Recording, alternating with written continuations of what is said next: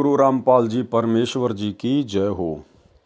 परम पिता परमात्मा सारी सृष्टि के रचनहार, कुल मालिक, असंख्य ब्रह्मांडों के स्वामी, जगत गुरु, तीनों लोकों में प्रवेश करके सबका भरण पोषण करने वाले राजाधिराज, आत्माधार, नाथों के नाथ, देवों के देव महादेव, सर्वेश्वर महेश्वर, मृत्युंजय, अजरो अमर, आदि अनादि सनातनी प्रभु, जगत पिता जगदीश्वर, श्री श्री 1008 की उपाधि के वास्तविक अधिकारी, अकाल मूरत शब्द स्वरूपी राम वासुदेव, सर्वगतम ब्रह्म, परम पूज्य, प्रथम पूज्य, परम संत, परम पुरुष, परम धनी, परम दयालु, सत्य कबीर, हक्का कबीर, अल्लाहु कबीर, अल्लाहु अकबर, बाखबर, अल्लाह ताला, जगत के तारणहार, जगत के मुक्तिदाता, जगत के जगन्नाथ, हारे के सहारे, हिंदुओं के राम, मुसलमानों के अल्लाह, सिखों के वाहिगुरु, ईसाइयों के मसीह, दया के सागर दयानिधि, करुणा के सागर करुणानिधि, स्वयंभू परिभू, संकट मोचन, कष्ट हरण, मंगल करण, दुख भंजन, अविगत कबीर,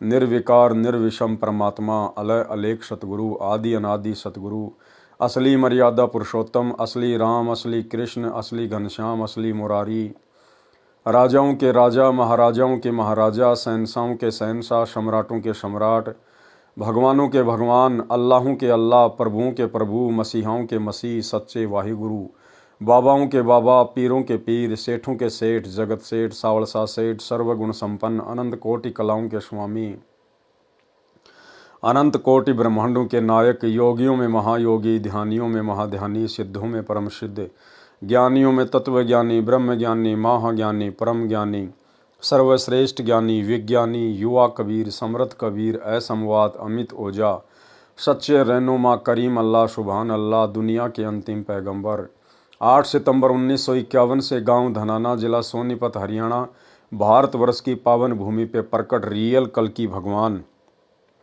श्री नारायण साकार हरि, श्री बाबा साहेब, शब्द स्वरूपी राम, संत शिरोमणि सतगुरु रामपाल जी परमेश्वर जी के चरण कमल में साध संगति से जुड़े हुए देश विदेश से हम सभी सतसेवक भाई बहनों का अनंत कोटि दंडवत प्रणाम।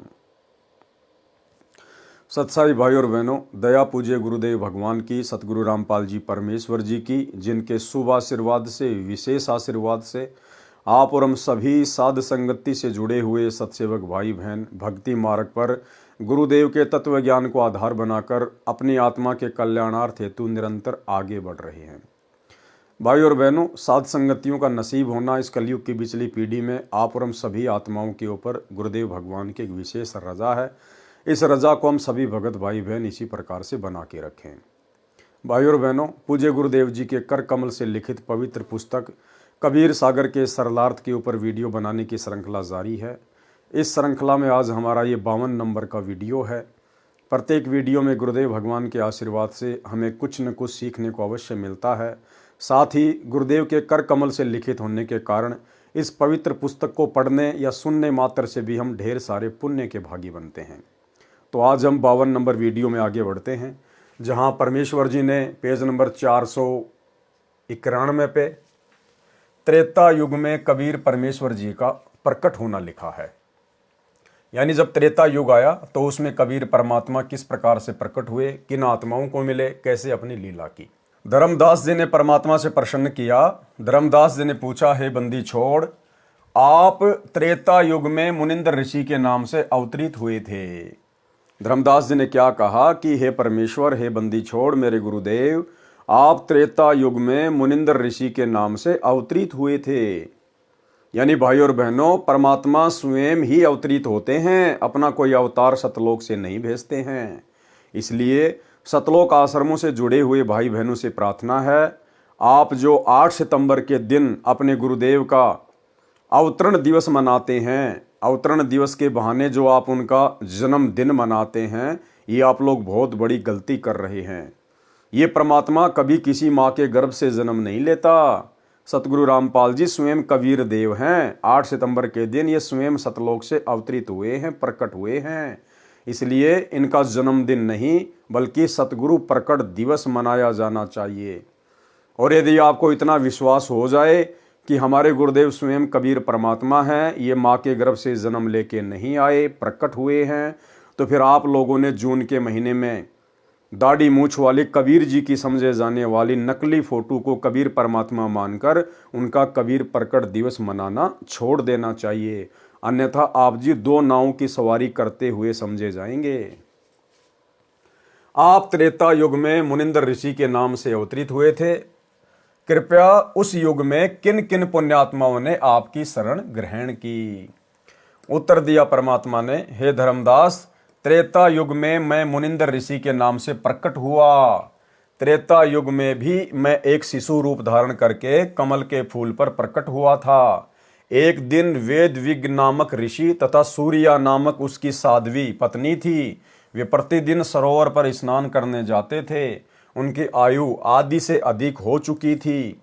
वह निसंतान दंपत्ति मुझे अपने साथ ले गए तथा संतान रूप में पालन किया।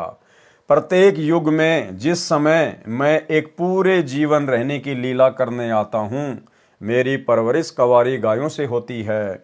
बाल्यकाल से ही मैं तत्व ज्ञान की वाणी उच्चारण करता हूँ, जिस कारण से मुझे प्रसिद्ध कवि की उपाधि प्राप्त होती है। परंतु ज्ञानहीन ऋषियों द्वारा भ्रमित जनता मुझे न पहचान कर एक कवि की उपाधि प्रदान कर देती है। केवल मुझसे परिचित श्रद्धालु ही मुझे समझ पाते हैं तथा वे अपना कल्याण करवा लेते हैं। और आज से पहले भाई और बहनों, कोई भी साधु, कोई भी भगत, कोई भी संत इस कबीर परमेश्वर सतगुरु रामपाल जी को चारों युगों में नहीं जान पाया, नहीं पहचान पाया। इतना तो जान लिया, पहचान लिया कि ये कोई सिद्धि युक्त संत है, इनमें शक्ति है, इनकी शरण में आने के बाद हमारे काम हो जाते हैं। परंतु उस कबीर परमेश्वर को आज से पहले वो जितनी बार भी प्रकट हुए हैं, जिन भी युगों में प्रकट हुए हैं, सतगुरु रूप में आए हुए उस कबीर परमेश्वर को किसी ने भी सत्य पुरुष अर्थात परमात्मा के रूप में हृदय से स्वीकार नहीं किया, जिस कारण से आत्माओं का मोक्ष नहीं हो पाया। ये वर्तमान की कलयुग की बिचली पीढ़ी का समय जो गुरुदेव ने निर्धारित किया है, अब इस समय अनेकों आत्माएं अपने गुरुदेव भगवान को पहचानेंगी, उनको जानेंगी। ये तमाम उदाहरण देखकर, ये तमाम सबूत देखकर, और जो सुख परमात्मा दिया करता है, उन सुखों के आधार से भी आत्माएं अपने भगवान को वर्तमान में पहचानेंगी। केवल मुझसे परिचित श्रद्धालु ही मुझे समझ पाते हैं तथा वे अपना कल्याण करवा लेते हैं। त्रेता युग में कबीर देव का ऋषि मुनिंदर नाम से प्राकाटे लेखक के शब्दों में निम्न पढ़ें। त्रेता युग में कबीर देव कबीर परमेश्वर का मुनिंदर नाम से प्राकाटे। नल तथा नील को शरण में लेना।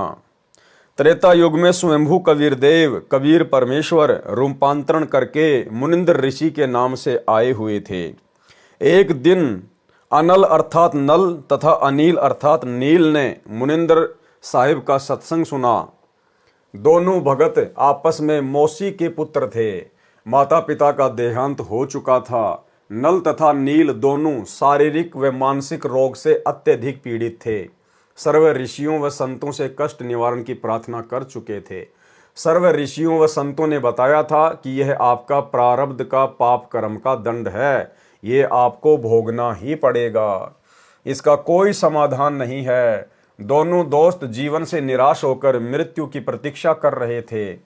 सत्संग के उपरांत जो ही दोनों ने परमेश्वर कबीर देव कबीर परमेश्वर उर्फ मुनिंदर ऋषि जी के चरण छुए तथा परमेश्वर मुनिंदर जी ने सिर पर हाथ रखा तो दोनों का असाध्य रोग छू मंतर हो गया, अर्थात दोनों नल तथा नील स्वस्थ हो गए।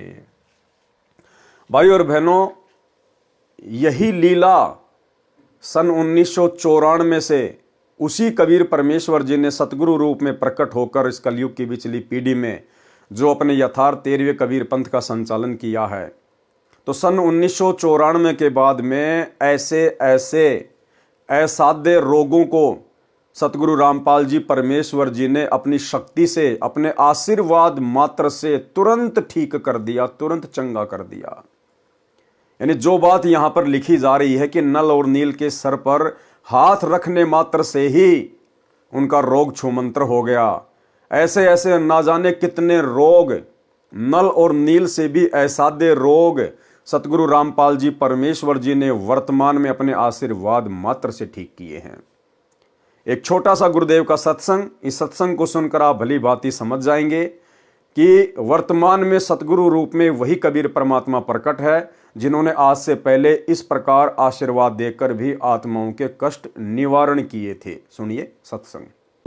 आज भी हम आपको ऐसे ऐसे, यहाँ पर भी कई बहन है ऐसी जो पहले बहुत तंग रहती थी।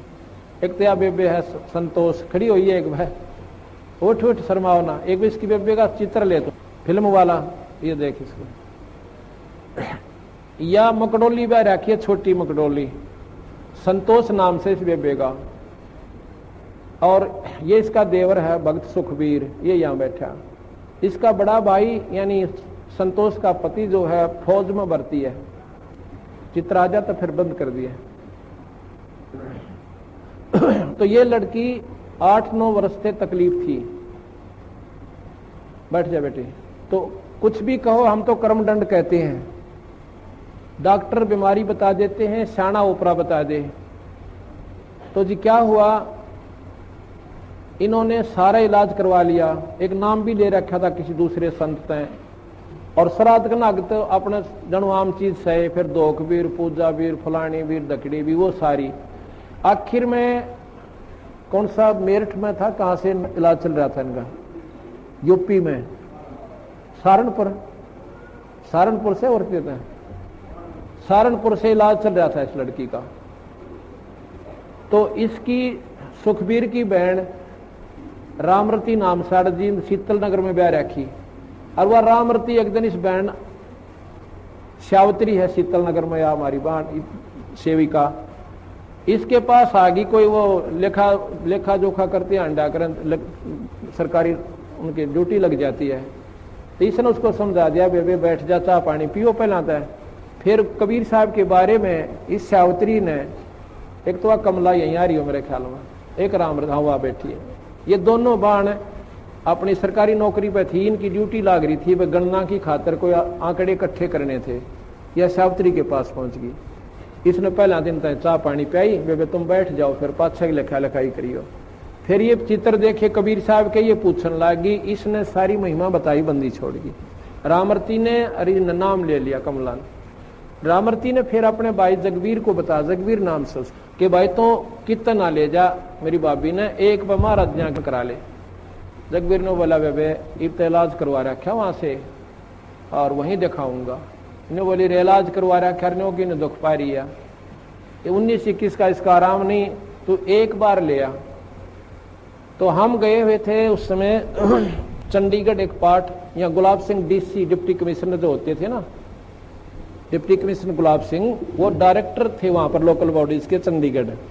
वो हमारे सेवक हैं, उन्होंने नाम ले रखा है, बड़ी पुण्यात्मा है।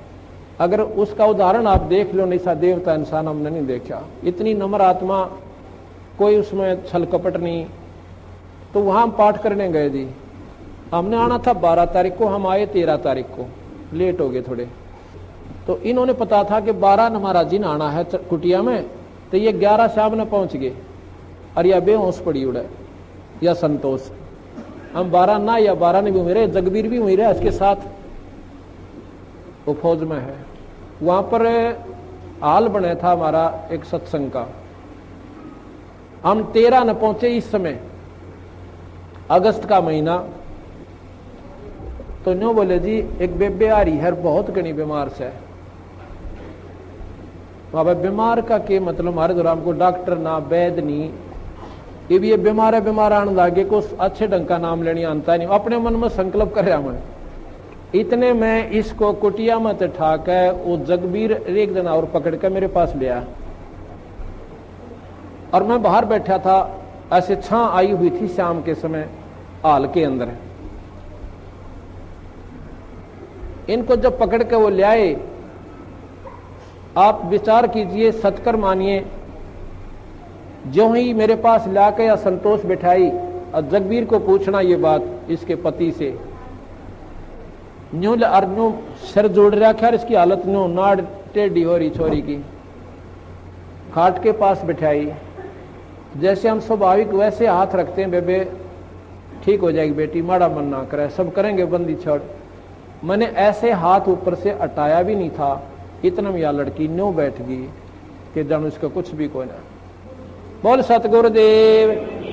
बंदी छोड़ कबीर साहेब। वो बोला जा बेटी सेवा करवा। वहां पर सेवा चल रही थी, सेवक थे, मिस्त्री थे, उनकी रोटी बनानी थी। छोरी ने डट कर रोटी बनवाई, सारा काम करवाया। अगले दिन सारा काम करवाया।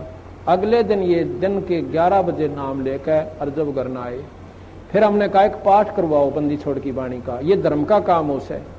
तो जिस दिन ये पाठ प्रकाश हुआ इनका, मैं जाता हूं पिछले दिन, जिस दिन पाठ प्रकाश हुआ इसका फिर गड़बड़ होगी एक बवाई और या दर्द पड़ी और गिर के आप पाप बोला। मैं गया जो बताई ना सुखबीर नरेन की मार ने, और सारे पड़ोसी उड़ोसी वो सारी इकट्ठी होगी।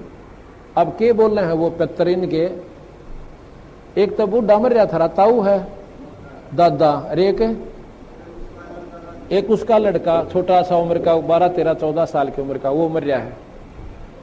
और जब पहला न्यो क्या करता, तुमने खोऊंगा धरती पर तय, थारा न्यो कर दूंगा, थारा नाश करूंगा, मेरा हक दे दो फलान। उस दिन वो के बोलिया, मैं तना नाटू था निर्भाग, तुम आज ना ले चला, बड़ा बुढ़ा आदमी मरवा दिया तने। जो बोला तुम आज ना ले चला, मैं नाटू था, उनके महाराज जी का नाम ले लिया ही, मारी उड़ा पार बसावा को ना। अन्य बोला तो अब आई आज तो हम थारा आगे गलती तय, आज पाछा हम तो बड़ा को नहीं। पर ने बोला जावांगे कि थारी रोखाड़ करया करांगे खेता में। जब बोल सतगुरुदेव। इनका पेटा भरनता ही बंदी छोड़ने ने दिखाया था ना, कड़ा बढ़न दे वो नाड़े, अगर इनका यकीन ना होगा तो उस दिन के बाद 2 साल तो ऊपर हो गए इस लड़की ने बंदी छोड़ की कृपा थे इसका स्वस्थ शरीर से।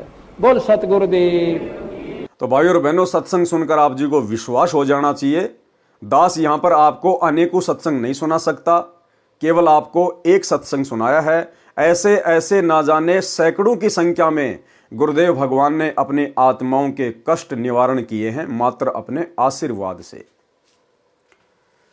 तथा परमेश्वर मुनिंदर जी ने सिर पर हाथ रखा तो दोनों का ऐसादे रोग छूमंत्र हो गया, अर्थात दोनों नल तथा नील स्वस्थ हो गए। इस अद्भुत चमत्कार को देखकर प्रभु के चरणों में गिरकर घंटों रोते रहे तथा कहा, आज हमें प्रभु मिल गया। भाई और बहनों, नल और नील ने तो अपने परमात्मा को पहचान लिया था, परंतु वर्तमान कलयुग की बिचली पीढ़ी में आज भी आत्माएं अपने परमात्मा को नहीं पहचान पा रही हैं। ऐसे ऐसे असाध्य रोगों से छुटकारा प्राप्त करने के बावजूद भी अपने गुरुदेव भगवान को कबीर परमात्मा के रूप में नहीं पहचान पा रही हैं। और सतगुरु रामपाल जी अर्थात जिंदा कबीर परमात्मा के धरती पर प्रकट रहते सहते जून के महीने में कागज के टुकड़े को कबीर जी की समझे जाने वाली दाढ़ी मूछ वाली मुर्दा फोटो को कबीर भगवान मानकर जून के महीने में सतलोक आश्रमों में जा जाके उस मुर्दा फोटो का कबीर प्रकट दिवस मनाते हैं। ये बहुत बड़ी विडंबना है।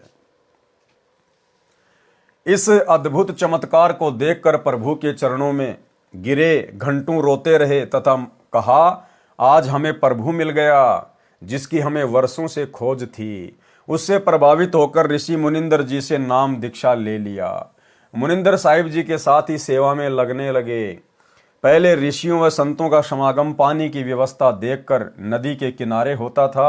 नल और नील दोनों बहुत प्रभु प्रेमी तथा भोली आत्माएं थी। परमात्मा में श्रद्धा बहुत हो गई थी, सेवा बहुत किया करते थे। समागमों में रोगी व वृद्ध व विकलांग भक्तजन आते तो उनके कपड़े धोते तथा बर्तन साफ करते, उनके लोटे और गिलास साफ कर देते थे। परंतु थे भोले से दिमाग के, कपड़े धोने लग जाते तो सत्संग में जो प्रभु की कथा सुनी होती उसकी चर्चा करने लग जाते। देखो, गुरुदेव भगवान हमें सत्संग के माध्यम से ही शिक्षा देंगे कि हम भक्तों ने किस प्रकार से अपना जीवन जीना है, अपनी दैनिक जो क्रिया है उनको करना है। क्या कह रहे परमात्मा कि नल और नील जब भक्तों की सेवा के लिए जाते थे, उनके कपड़े वगैरह उनके बर्तन वगैरह साफ करने के लिए तालाब पर जाते थे, तो वो उनको पानी में भिगो के और फिर आपस में चर्चा करने लग जाते थे।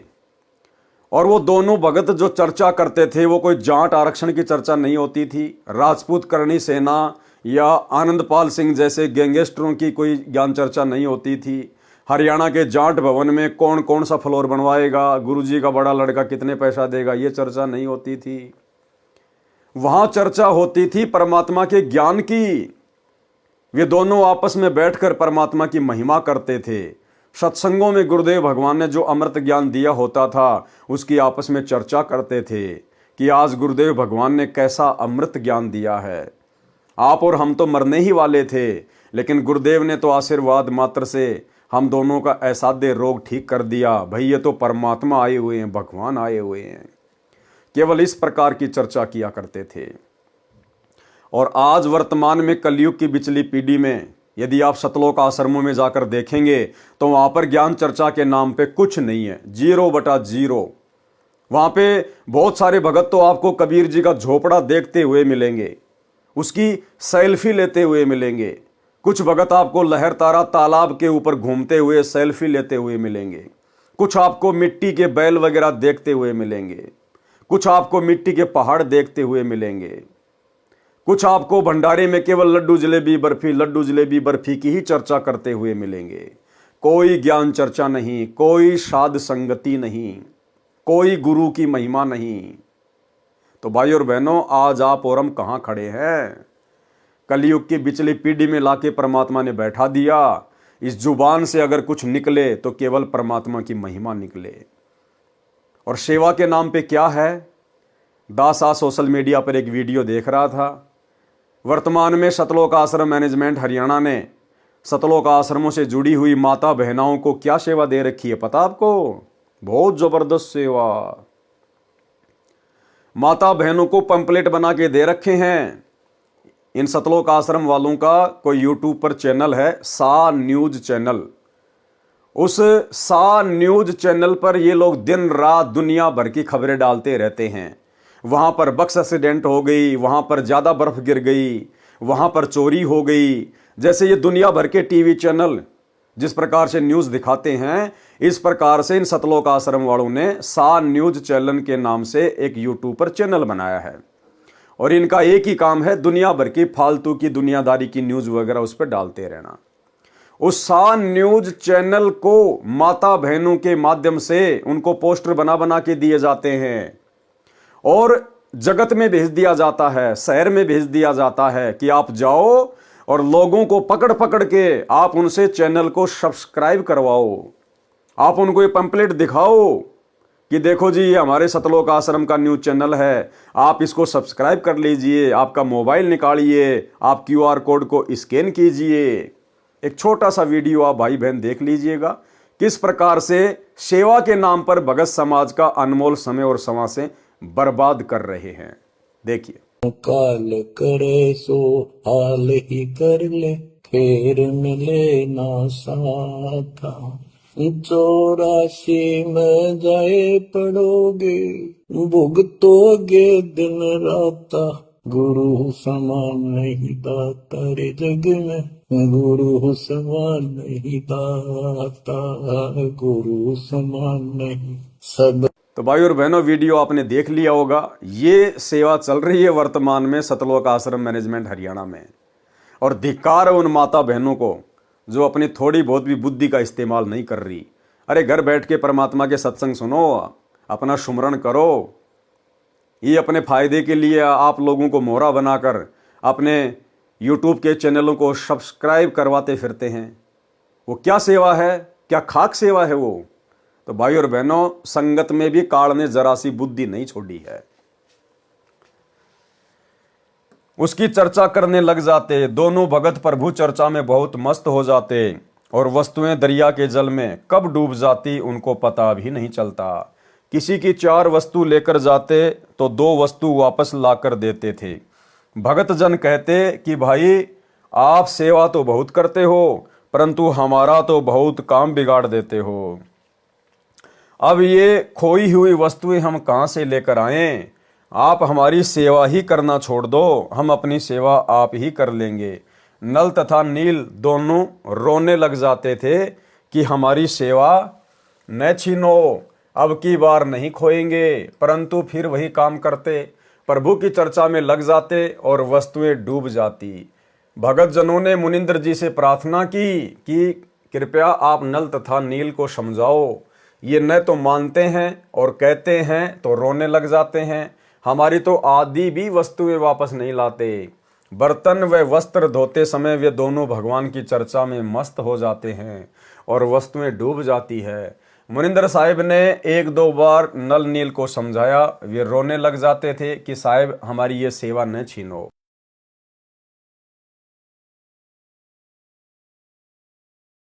सतगुरु मुनिंदर साहिब ने आशीर्वाद देते हुए कहा, बेटा नल तथा नील खूब सेवा करो।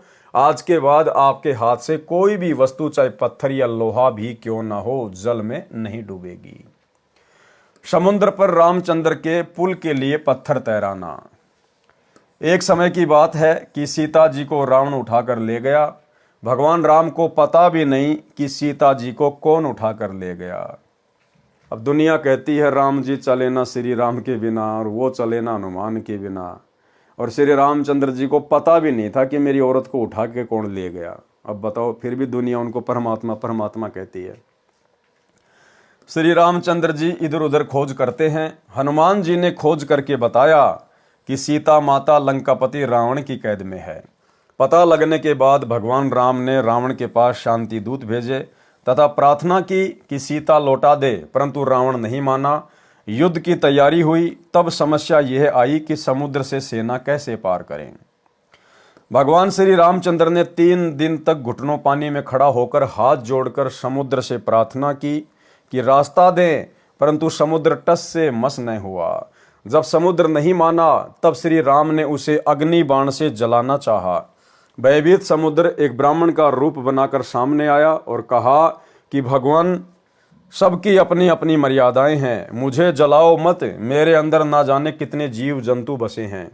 अगर आप मुझे जला भी दोगे तो भी आप मुझे पार नहीं कर सकते, क्योंकि यहां पर बहुत गहरा गड्ढा बन जाएगा जिसको आप कभी भी पार नहीं कर सकते।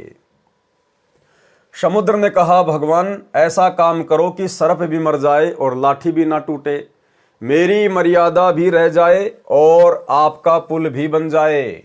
तब भगवान श्री राम ने समुद्र से पूछा कि वह क्या है। ब्राह्मण रूप में खड़े समुद्र ने कहा कि आपकी सेना में नल और नील नाम के 2 सैनिक हैं।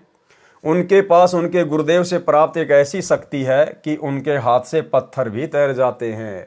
हर वस्तु चाहे वह लोहे की हो तैर जाती है। श्री रामचंद्र ने नल तथा नील को बुलाया और उनसे पूछा कि क्या आपके पास कोई ऐसी शक्ति है। तो नल तथा नील ने कहा कि हाँ जी, हमारे हाथ से पत्थर भी नहीं डूबेंगे। तो श्री राम ने कहा कि परीक्षण करवाओ। उन नादानों नल तथा नील ने सोचा कि आज सबके सामने तुम्हारी बहुत महिमा होगी। उस दिन उन्होंने अपने गुरुदेव मुनिंदर जी कबीर परमेश्वर जी को यह सोचकर याद नहीं किया कि अगर हम उनको याद करेंगे तो कहीं श्री राम ये न सोच ले कि इनके पास शक्ति नहीं है, ये तो कहीं और से मांगते हैं। उन्होंने पत्थर उठाकर समुद्र के जल में डाला तो वह पत्थर डूब गया। नल तथा नील ने बहुत कोशिश की परंतु उनसे पत्थर नहीं तैरे।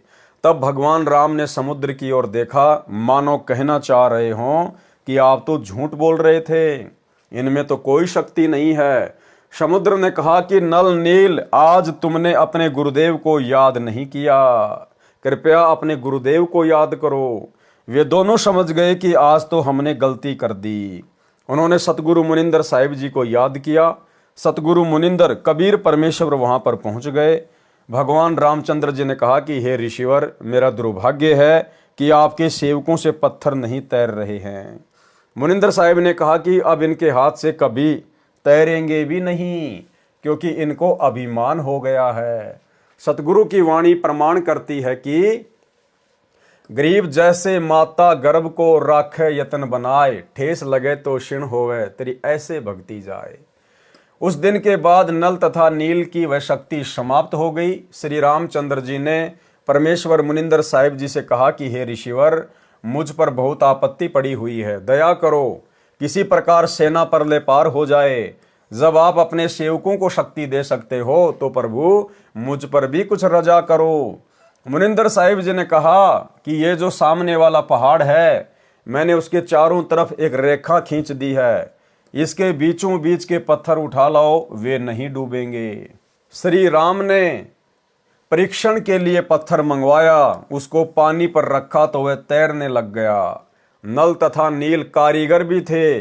हनुमान जी प्रतिदिन भगवान याद किया करते थे। अपनी दैनिक क्रिया भी करते रहने के लिए राम राम भी लिखता रहा और पहाड़ के पहाड़ उठाकर ले आता था। नल नील उनको जोड़ तोड़ कर पुल में लगा देते थे। इस प्रकार पुल बना था। धर्मदास जी कहते हैं, रहे नल नील यतन कर हार, तब सतगुरु से करी पुकार। जासत रेखा लिखी अपार, सिंधु पर शिला तिराने वाले। धन धन सतगुरु सत्य कबीर, भगत की पीर मिटाने वाले। भाई और बहनों, ये जो कथाएं हैं, आज से पहले हम कबीर सागर के सरलार्थ में बहुत अच्छे से इनका जिक्र कर चुके हैं। उसके लिए आप जी ने अभी तक यदि पहले की वीडियो नहीं देखे हैं तो आपको वो देख लेने चाहिए। हम केवल इन कथाओं को गुरुदेव के कर कमल से लिखित होने के कारण पढ़ते चले जाएंगे। कोई कहता था कि हनुमान जी ने पत्थर पर राम नाम लिख दिया था, इसलिए पत्थर तैर गए। कोई कहता था कि नल नील ने पुल बनाया था। कोई कहता था कि श्री राम ने पुल बनाया था। परंतु यह सत कथा ऐसे है जो ऊपर लिखी है। सत कबीर की साखी, पृष्ठ 179 से 182 तक। पीव पिछाण के अंग। कबीर, तीन देव को सब कोई ध्यावे, चौथे देव का मर्म न पावे। यानी ब्रह्मा विष्णु महेश को तो सभी ध्याते हैं, सभी पूजते हैं, लेकिन चौथा जो इनका पिता है ज्योति निरंजन काल, उसको कोई नहीं जानता। चौथा छाड़ पंचम को ध्यावे, कहे कबीर सो हम पर आवे। उस चौथे को छोड़कर भी, ज्योति निरंजन को भी छोड़कर परमात्मा कहते हैं जो पांचवे को ध्यावेगा, पांचवे की पूजा करेगा। पांचवा कौन? खुद कबीर साहेब, कहे कबीर सो हम पे आवे, वही मोक्ष प्राप्त कर सकता है। कबीर, ओमकार निश्चय भया, ये करता मत जान। साचा शब्द कबीर का, पर्दे माही पहचान। ओमकार निश्चय भया, ओमकार बोध है इस ब्रह्म का, क्योंकि इस ज्योति निरंजन का ब्रह्म का मंत्र है ओम। गीता अध्याय 8 श्लोक नंबर 13। ओम इति एक अक्षर ब्रह्म व्यवहारण माम अनुस्मरण, ये प्रयाति तजम देहम सयाति परमाम गतम। तो परमात्मा कहते हैं खाली ओम को ही सर्वश्रेष्ठ मत मानो, सबसे ऊपर मत मानो। ये ओम तो इस ज्योति निरंजन काल का मंत्र है। कबीर, ओंकार निश्चय भैया, ये करता मत जान। साचा शब्द कबीर का, पर्दे माही पहचान। अब वो साचा शब्द आज सतगुरु रामपाल जी परमेश्वर यानी ये कबीर परमात्मा स्वयं लेकर आए हैं। इनकी शरण में आने के बाद ही पहचान होगी। कबीर, राम कृष्ण अवतार हैं, इनका ना ही संसार। और जिन साहिब संसार किया, सो किन्हू न जन्या नार। कि जो श्री राम श्री कृष्ण हैं, आप केवल इन्हीं को भगवान मान के पूज रहे हो कि ये दुनिया इन्हीं ने बनाई है, संसार इन्हीं ने बनाया है। तो गुरुदेव भगवान कह रहे राम कृष्ण अवतार हैं, इनका ना ही संसार। ये तो सदा खुद भी नहीं रहते यहाँ पर। और जिन साहिब संसार किया, और जिस परमात्मा ने पूरी दुनिया को रचा है, सो किन्हू जन्या नार, उसको तो किसी औरत ने जन्म नहीं दिया, वो तो स्वयंभू होता है, स्वयं प्रकट होता है। कबीर, चार भुजा के भजन में भूली परे सब संत। चार भुजा कौन? ब्रह्मा विष्णु महेश के चार चार भुजा हैं। तो कहते हैं चार भुजा के भजन में भूली पड़े सब संत। कबीरा सुमरो तासों को जाके भुजा अनंत। परमात्मा अपने आप को छुपाते हुए कह रहे हैं कि भाई कबीर तो उस परमात्मा की पूजा करता है जिसकी अनंत बुझाएं हैं, अनंत। कबीर, समुद्र पाट लंका गए, सीता को भरतार। ताही अगत से मुनि पी गयो, इनमें कौन करतार। कि आप खाली श्री रामचंद्र जी को इसी बात को लेकर भगवान मानते हो कि उन्होंने लंका पर जाने के लिए समुद्र के ऊपर जो है वो पुलिया बना दिया था। और यहां तो एक अगस्त्य नाम का मुनि था, ऋषि था, उसने तो एक घूंट में 7 समुद्रों को पी लिया था। ये कथा भी आप और हम भगत भाई बहन अब अच्छे से जान गए हैं कि कबीर परमात्मा सतगुरु रामपाल जी जो कि त्रेता युग में मुनिंद्र ऋषि के नाम से आए हुए थे, उन्होंने अपनी शक्ति से उन पत्थरों को हल्का किया था, तब कहीं जाकर श्री रामचंद्र जी समुद्र पर पुलिया बना पाए थे। कबीर, गिरवर धार्यो श्री कृष्ण जी, द्रोणागिरी हनुमंत। शेष नाग सब सृष्टि संहारी, इनमें कौन भगवंत।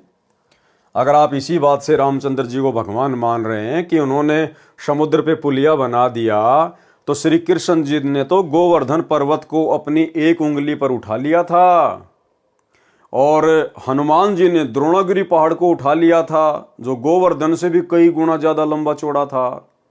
और फिर शेषनाग ने तो आप लोगों के अनुसार पूरी पृथ्वी को ही अपने अपने फन के ऊपर उठा रखा है। फिर इनमें सबसे बड़ा भगवान कौन हुआ? तो ये तो है लोकवेद, सुनी सुनाई बातें। असलियत क्या है?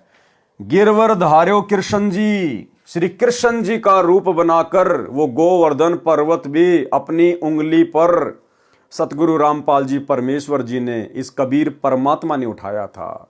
और द्रोणागिरी पहाड़ को भी हनुमान जी का रूप बनाकर, हनुमान जी को अपनी शक्ति देकर उस कबीर परमात्मा सतगुरु रामपाल जी ने उठाया था। हनुमान जी के बस की बात नहीं थी। और ये जो सृष्टि है, इस सृष्टि को भी परमात्मा ने अपने वचन से स्थिर किया हुआ है, किसी बैल के सींग पर या शेषनाग के फण के ऊपर नहीं टिकी हुई है। कबीर काटे बंधन विपत्ति में कठिन किया संग्राम, चीनो रे नर प्राणियां गरुड़ बड़ो के राम। इन सब वाणियों का सरलार्थ भाई और बहनों आप और हम पहले पढ़ चुके हैं, इसलिए हम सीधे सीधे आगे बढ़ेंगे। कबीर कहे चित चेत हूं शब्द करो निर्वार, श्री राम ही करता कहत है भूली पर्यो संसार। कबीर जिन राम कृष्ण व निरंजन कियो, सो तो करता न्यार, अंधा ज्ञान न बूझ ही कहे कबीर विचार। कबीर परमेश्वर द्वारा विभीषण तथा मंदोदरी को शरण में लेना, यानी त्रेता युग में जब कबीर परमात्मा ऋषि मुनिंदर जी के रूप में अवतरित हुए, प्रकट हुए, तो उन्होंने रावण की पत्नी मंदोदरी और रावण के छोटे भाई विभीषण को भी अपनी शरण में लिया था। परमेश्वर मुनिंदर जी अनल अर्थात नल तथा अनिल अर्थात नील को शरण में लेने के उपरांत श्री लंका में गए। वहां पर एक परम भगत विचित्र चंद्र विजय जी का 16 सदस्यों का परिवार रहता था। वे भाट जाति में उत्पन्न पुण्यकर्मी प्राणी थे। परमेश्वर मुनिंदर अर्थात कबीर देव जी का उपदेश सुनकर पूरे परिवार ने नामदान प्राप्त किया। परम भगत विचित्र चंद्र विजय जी की पत्नी भगतमती करमवती लंका के राजा रावण की रानी मंदोदरी के पास नौकरी करती थी। रानी मंदोदरी को हंसी मजाक अच्छे मंदे चुटकुले सुनाकर उसका मनोरंजन करती थी। भगत चंद्र विजय राजा रावण के पास दरबार में नौकरी करता था। राजा की बड़ाई के गाने सुनाकर उसे प्रसन्न करता था। भगत विचित्र चंद्र विजय की पत्नी भगतमती करमवती परमेश्वर से उपदेश प्राप्त करने के उपरांत रानी मंदोदरी को प्रभु चर्चा जो सृष्टि रचना अपने सतगुरुदेव मुनिंदर जी से सुनी थी प्रतिदिन सुनाने लगी। भगतमती मंदोदरी रानी को अति आनंद आने लगा। कई कई घंटों तक प्रभु की सतकथा को भगतमती करमवती सुनाती रहती तथा मंदोदरी की आंखों से आंसू बहने लगते। एक दिन रानी मंदोदरी ने करमवती से पूछा, आपने ये ज्ञान किससे सुना? आप तो बहुत अनाप शनाप बातें किया करती थी। इतना बदलाव परमात्मा तुल्य संत बिना नहीं हो सकता। तब करमवती ने बताया कि हमने एक परम संत से अभी अभी उपदेश लिया है। रानी मंदोदरी ने संत के दर्शन की अभिलाषा व्यक्त करते हुए कहा, आपके गुरु अब की बार आए तो उन्हें हमारे घर बुला कर लाना। अपनी मालकिन का आदेश प्राप्त करके शीश झुकाकर सत्कार पूर्वक कहा कि जो आपकी आज्ञा आपकी नौकरानी वही करेगी। मेरी एक विनती है, कहते हैं कि संत को आदेश पूर्वक नहीं बुलाना चाहिए, स्वयं जाकर दर्शन करना श्रेयकर होता है, और जैसे आपकी आज्ञा वैसा ही होगा। महारानी मंदोदरी ने कहा कि अब के आपके गुरुदेव जी आए तो मुझे बताना, मैं स्वयं उनके पास जाकर दर्शन करूंगी। परमेश्वर ने फिर श्रीलंका में कृपा की। मंदोदरी रानी ने उपदेश प्राप्त किया। कुछ समय उपरांत अपने प्रिय देवर भगत विभीषण जी को उपदेश दिलाया। भगतमती मंदोदरी उपदेश प्राप्त करके अहरनिश प्रभु स्मरण में लीन रहने लगी, यानी दिन रात प्रभु के स्मरण में लीन रहने लगी। अपने पति रावण को भी सतगुरु मुनिंदर जी से उपदेश प्राप्त करने की कई बार प्रार्थना की, परंतु रावण नहीं माना तथा कहा करता था कि मैंने परम शक्ति महेश्वर मृत्युंजय शिव जी की भक्ति की है, इसके तुल्य कोई शक्ति नहीं है, आपको किसी ने बहका लिया है। कुछ ही समय उपरांत वनवास प्राप्त श्री सीता जी का अपहरण करके रावण ने अपने 9 लखा बाग में कैद कर लिया। भगतमती मंदोदरी के बार बार प्रार्थना करने से भी रावण ने माता सीता जी को वापस छोड़कर आना स्वीकार नहीं किया। तब भगतमती मंदोदरी जी ने अपने गुरुदेव मुनिंद्र जी से कहा, महाराज जी, मेरे पति ने किसी औरत का अपहरण कर लिया है, मुझसे सहन नहीं हो रहा है, वह उसे वापस छोड़कर आना किसी कीमत पर भी स्वीकार नहीं कर रहा है। आप दया करो मेरे प्रभु, आज तक जीवन में मैंने ऐसा दुख नहीं देखा था। परमेश्वर मुनिंद्र जी ने कहा कि बेटी मंदोदरी, ये औरत कोई साधारण स्त्री नहीं है। श्री विष्णु जी को श्रापवश पृथ्वी पर आना पड़ा है। वे अयोध्या के राजा दशरथ के पुत्र रामचंद्र नाम से जन्मे हैं। इनको 14 वर्ष का वनवास प्राप्त है तथा लक्ष्मी जी स्वयं सीता के रूप में, इनकी पत्नी रूप में वनवास में श्री राम के साथ थी। उसे रावण एक साधु वेश बनाकर धोखा देकर उठा लाया है। ये स्वयं लक्ष्मी ही सीता जी है। इसे शीघ्र वापस करके क्षमा याचना करके अपने जीवन की भिक्षा याचना रावण करे तो इसी में इसका शुभ है। भगतमती मंदोदरी के अनेकों बार प्रार्थना करने से रावण नहीं माना तथा कहा कि वे 2 मस्खरे जंगल में घूमने वाले मेरा क्या बिगाड़ सकते हैं। मेरे पास अनिगनत सेना है। मेरे 1 लाख पुत्र तथा 1.25 लाख नाती हैं। मेरे पुत्र मेघनाथ ने स्वर्ग राज इंद्र को पराजित कर उसकी पुत्री से विवाह कर रखा है। 33 करोड़ देवताओं को हमने कैद कर रखा है। तू मुझे उन 2 बेसहारा वन में विचर रहे वनवासियों को भगवान बताकर डराना चाहती है। इस स्त्री को वापस नहीं करूंगा। मंदोदरी ने भक्ति मार्ग का ज्ञान जो अपने पूज्य गुरुदेव जी से सुना था, रावण को बहुत समझाया। विभीषण ने भी अपने बड़े भाई को समझाया। रावण ने अपने भाई विभीषण को पीटा तथा कहा कि तू ज्यादा श्री रामचंद्र का पक्षपात कर रहा है, उसी के पास चला जा। एक दिन भगतमती मंदोदरी ने अपने पूज्य गुरुदेव जी से प्रार्थना की कि हे गुरुदेव, मेरा सुहाग उजड़ रहा है, एक बार आप भी मेरे पति को समझा दो। यदि वह आपकी बात को नहीं मानेगा तो मुझे विधवा होने का दुख नहीं होगा। अपनी वचन की बेटी मंदोदरी की प्रार्थना स्वीकार करके राजा रावण के दरबार के समक्ष खड़े होकर परमेश्वर मुनिंद्र जी ने द्वारपालों से राजा रावण से मिलने की प्रार्थना की। द्वारपालों ने कहा, ऋषि जी, इस समय हमारे राजा जी अपना दरबार लगाए हुए हैं। इस समय अंदर का संदेशा बाहर आ सकता है, बाहर का संदेश अंदर नहीं जा सकता। हम विवश हैं।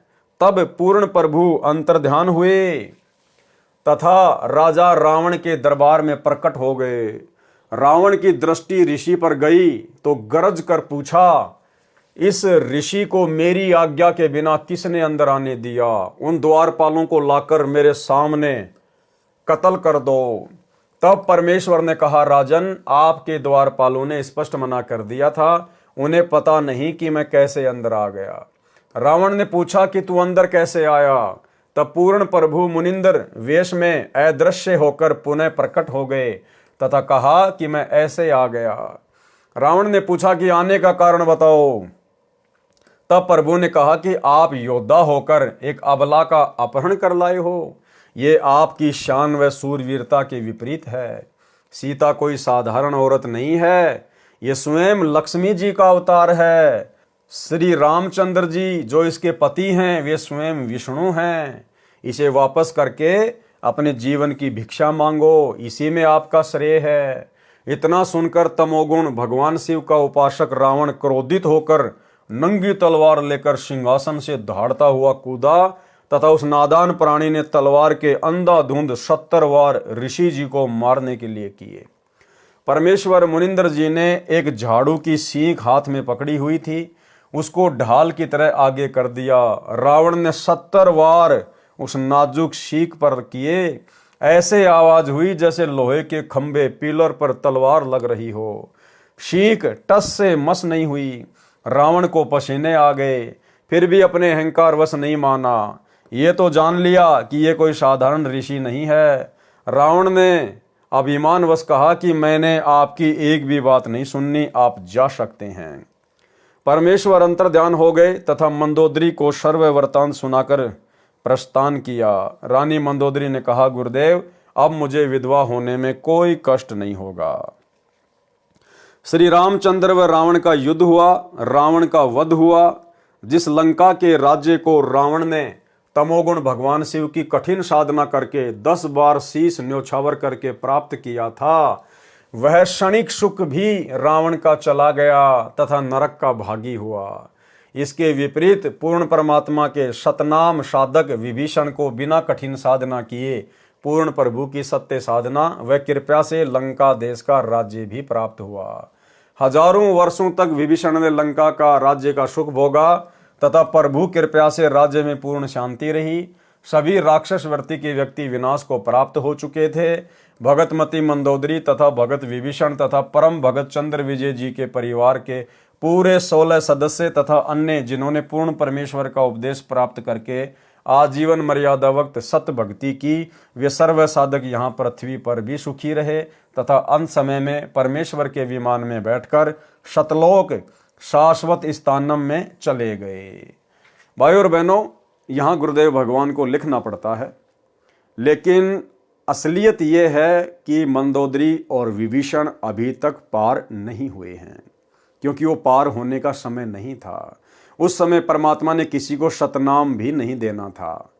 केवल प्रथम मंत्र के बीच के 5-5 मंत्र या अकेला ओम मंत्र या किसी को सोहम मंत्र।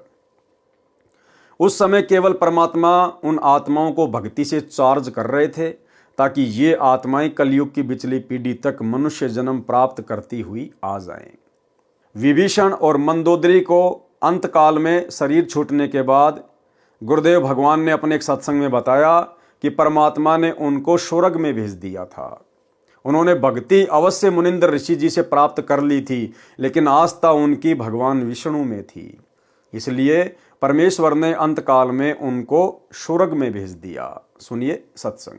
कहते हैं विभीषण का भाग बहुत अच्छा था, उसमें दास भाव आया। रावण में वो नहीं था, जिसके कारण ना तो लंका रही, ना राज रहा और नरक मिला। और विभीषण के अंदर आधीनी थी, भगवान की भक्ति करता था और आधीनी करता था। उसको वो लंका मिली जिसको रावण चाहता था जीरो जान से, और साथ में परमात्मा प्राप्ति हुई, स्वर्ग प्राप्ति हुई।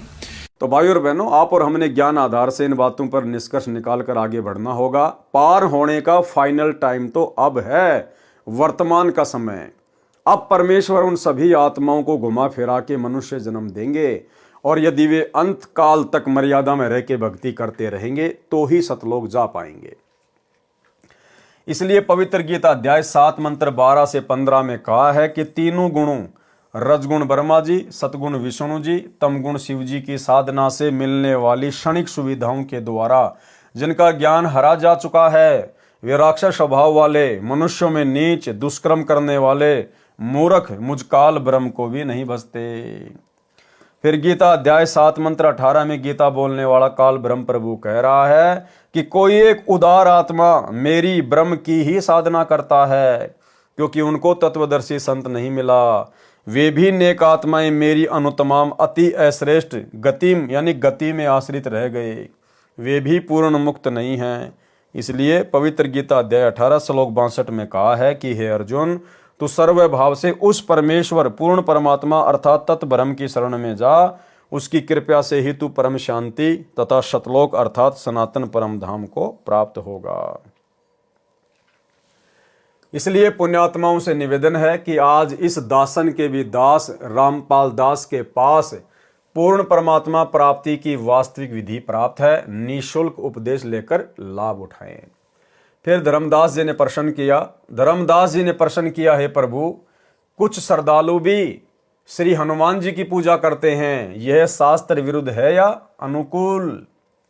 उत्तर दिया परमात्मा ने, कबीर देव ने कहा, हे धर्मदास, अर्जुन को काल ब्रह्म ने श्रीमद् भगवत गीता अध्याय 16 श्लोक 23-24 में कहा है कि हे अर्जुन, जो व्यक्ति शास्त्र विधि को त्याग कर अपनी इच्छा से मनमाना आचरण पूजा करता है, वह न सिद्धि को प्राप्त होता है, न परम गति को, न सुख को ही।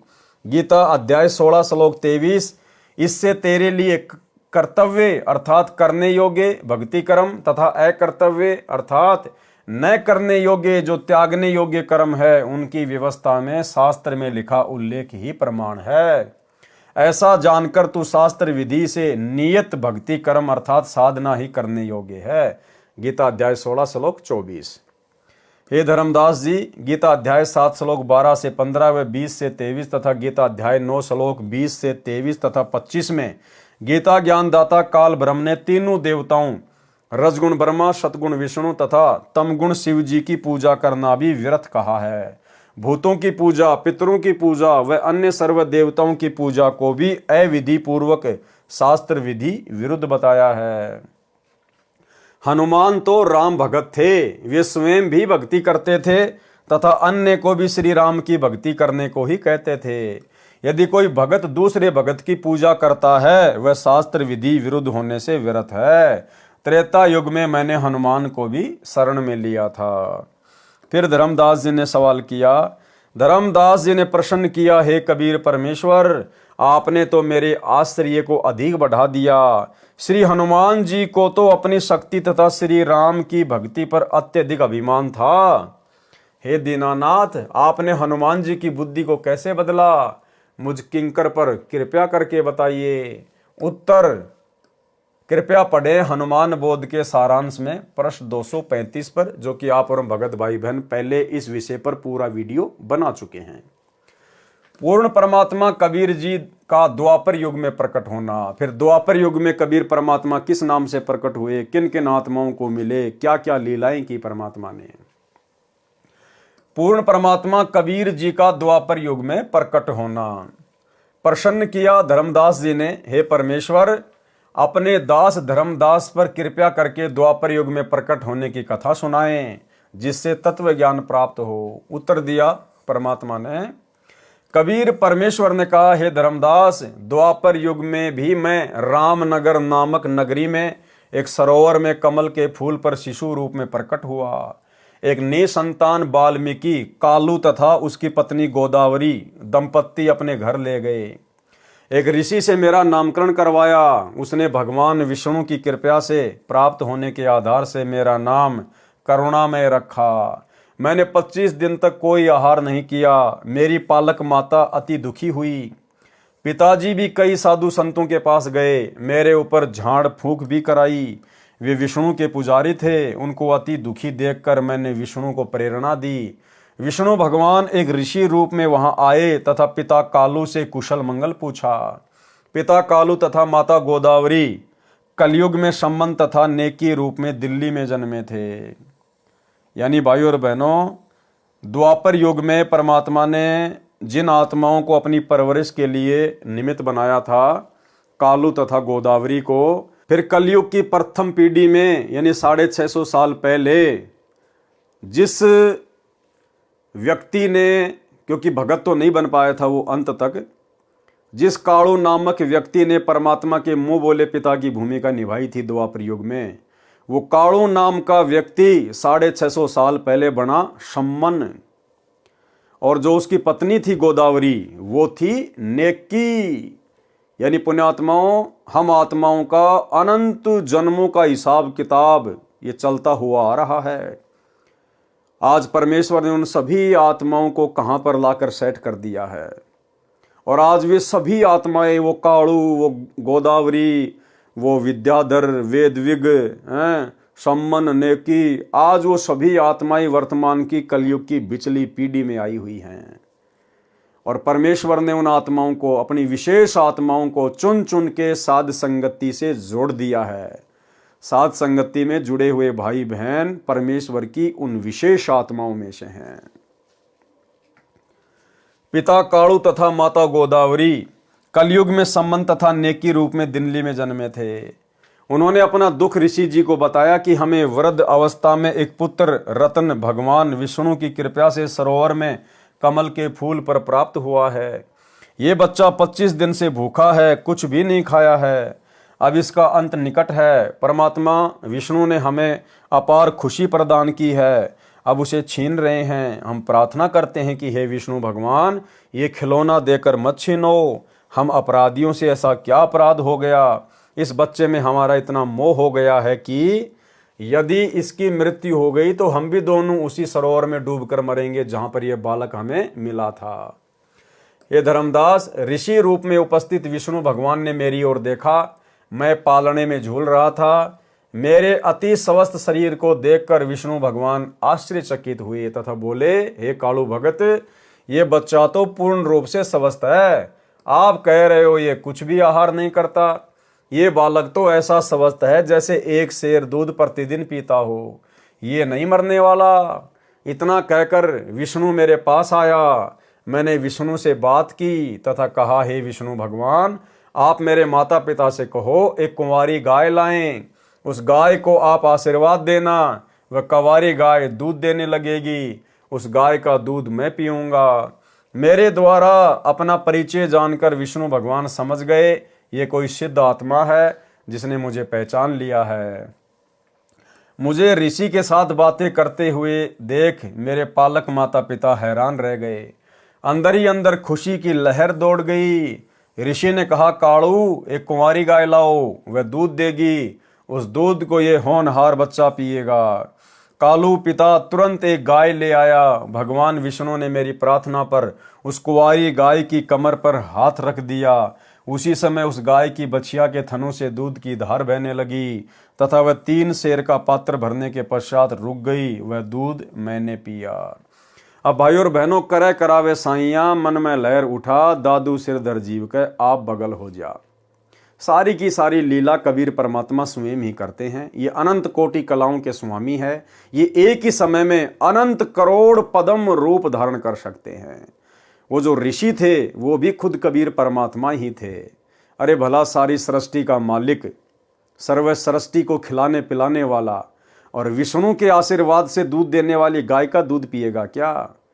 और उस कुंवारी गाय में दूध कहाँ से आता है? गुरुदेव कहते हैं सतलोक से आता है। तो विष्णु भगवान की बेचारी की क्या औकात जो कुंवारी गाय के ऊपर थपकी मार दे और सतलोक से दूध आ जाए। ये सारा खेल परमात्मा स्वयं ही खेलता है, महिमा उनको दे देता है। मेरी तथा विष्णु जी की वार्ता की भाषा को कालू व गोदावरी समझ नहीं सके। वे मुझ 25 दिन के बालक को बोलते देखकर उस ऋषि रूप विष्णु का ही चमत्कार मान रहे थे तथा कुंवारी गाय द्वारा दूध देना भी उस ऋषि की कृपया जानकर दोनों ऋषि के चरणों में लिपट गए।